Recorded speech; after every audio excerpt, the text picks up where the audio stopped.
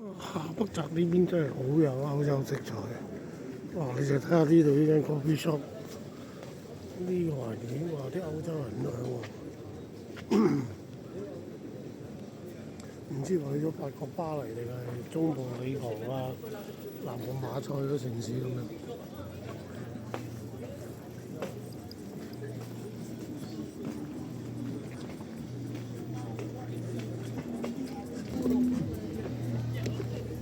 帶大家郊遊下呢個東京下北澤世田谷區。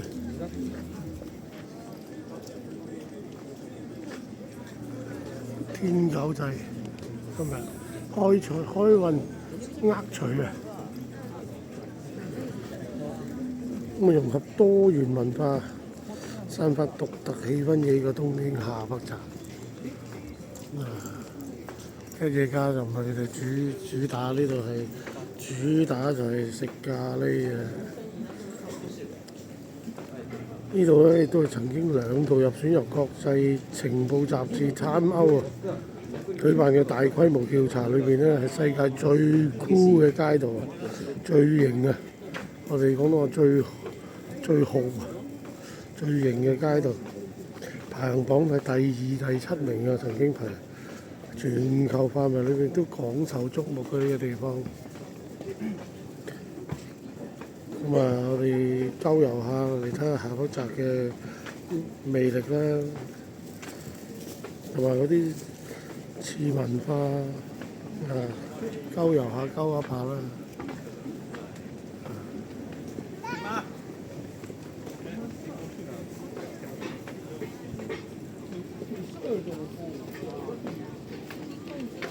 我主要佢呢度分下北澤南北口，咁但係而家改建咗車站之後咧，就變咗好多人都中意行下北澤嘅呢個東口啊。咁呢邊咧就係東口啊。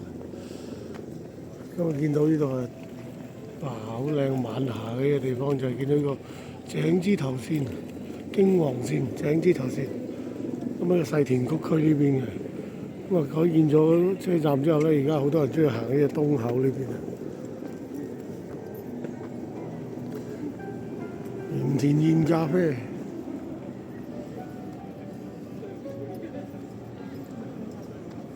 涉谷過嚟好近嘅，就10零分鐘嘅，所以好方便。咁啊，小田急線亦都係到啊呢度。搬走咗頭先有隻天狗喺度啊，搬走咗。2026年嘅第36回下北澤嘅遠劇祭啊，下一張就係啦，之前嗰啲就係我哋就係第94回嘅呢個天狗祭。下北澤南口商店街啊，你都可以睇。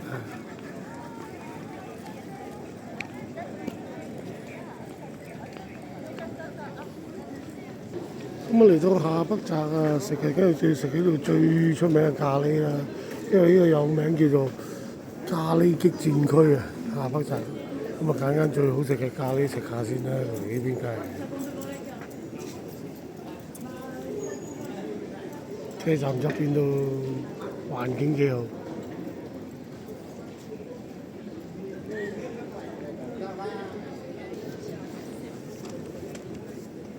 咁啊嚟到擁有無數二手古着、古董雜貨同美食嘅下北澤咧，咁啊呢度從低價位嘅服飾到高中價位嘅古董都可以一次過行晒呢個地方。下北澤亦都有好多美食啊，同埋劇場啊。咁啊夏天嘅時候呢度好多音樂會添。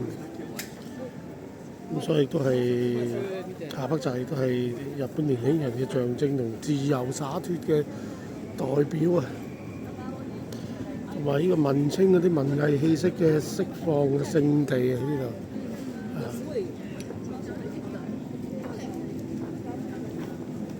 下北澤南口商店街，你入去拍下先。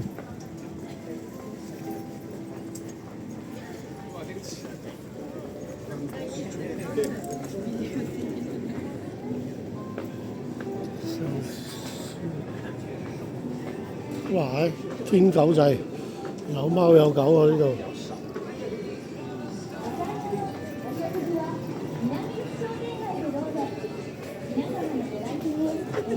度拖啲咩啊？古着屋。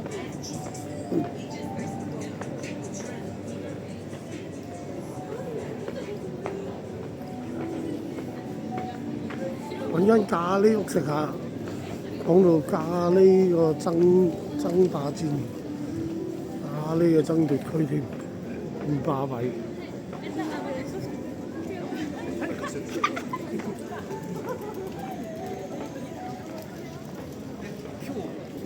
咖喱決戰區，睇下邊間咖喱最好食先。喺下北澤行街呢種感覺係幾舒服嘅。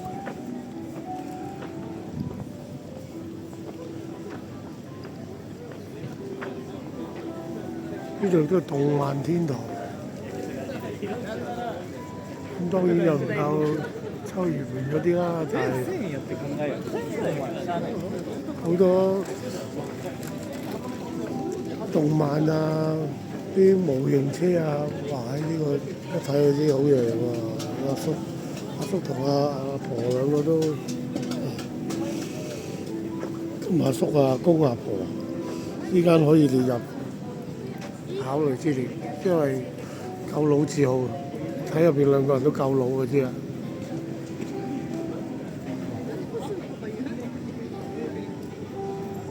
咖喱激戰區，老字號添。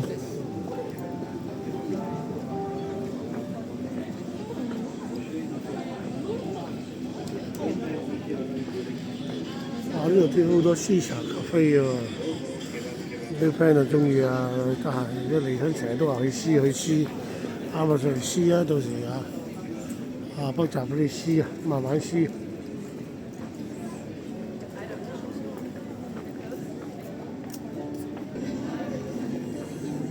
回轉壽司，我 Coco 呢間台灣都有嘅珍珠奶茶，永遠都排隊嘅，邊度排？涉谷又排，嚟到呢度下北澤又排。黑川食堂，哇！入邊呢街道有 feel 喎，呢啲有 feel。哇！宮崎發祥嘅元祖拉麵。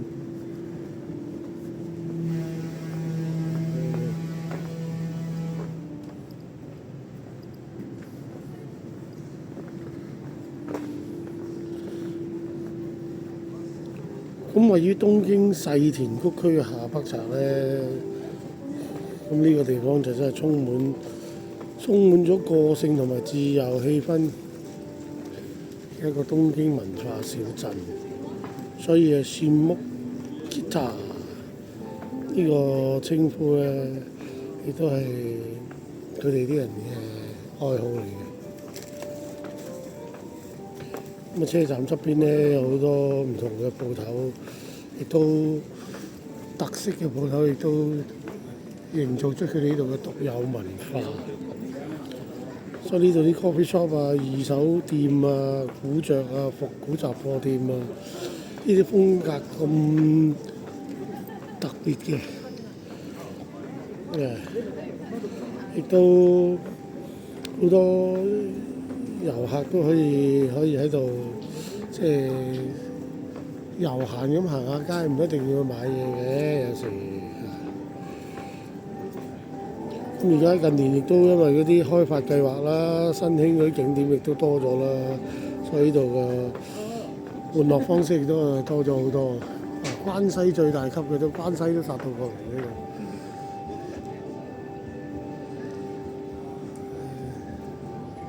揾啲古着店，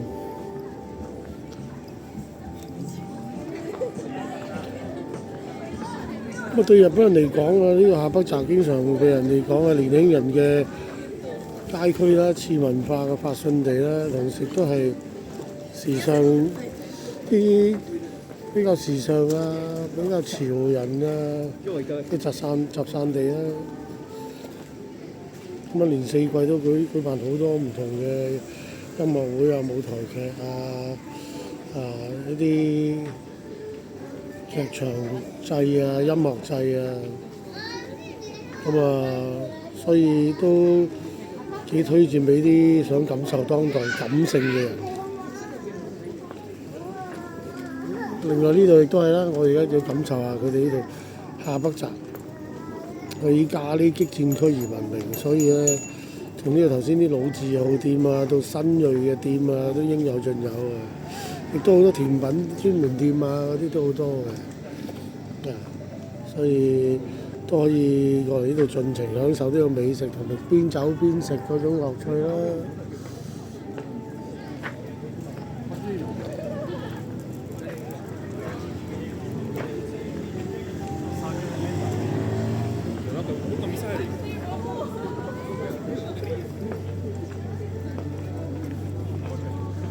有 feel 嘅，哇！連個車都有 feel 過人嘅呢度。呢架 Jeep 真係哇！喺香港都搶眼啊！而家係話好似攞雜貨嘅喎。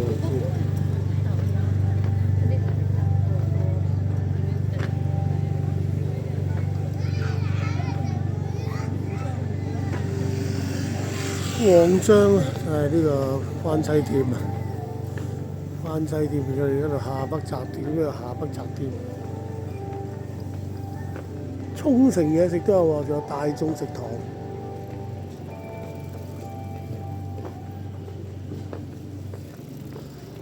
我揾翻間咖喱王食下先。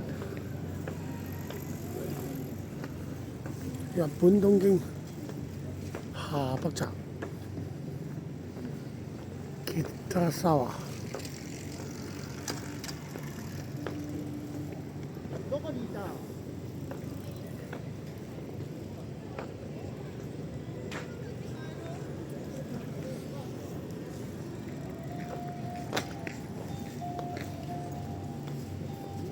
呢以前有古巨基啲歌都有唱下呢度，代官山界裏同埋呢度下北澤呢啲地方。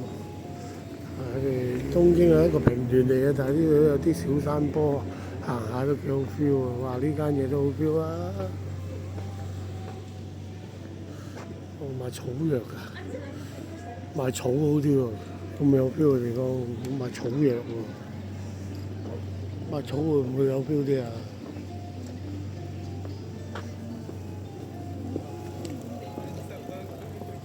日本東京下北澤，一定要嚟感受下呢度啲日本歐陸特色。